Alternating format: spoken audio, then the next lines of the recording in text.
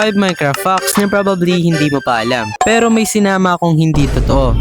Kaya i-comment mo na lang kung kaya mong malaman. Number 1. Hindi nawawala ang elytra dahil lang naubos mo ang durability nito. Hindi kagaya ng axe, pickaxe, armors at marami pang ibang tools na nawawala kapag naubos mo na yung durability nito. Number 2. 12 taon nang inabot para maging obtainable ang Zombie Horse sa Pure Survival noong nirelease ang Month of Mayhem noong December 9, 2025. Number 3. Noon kapag nag-tame ka ng isang ocelot ay magtatransform ang itsura nito at magiging isang pusa. Number 4. Aksidenteng nagawa yung creeper dahil sa code error ng isang baboy.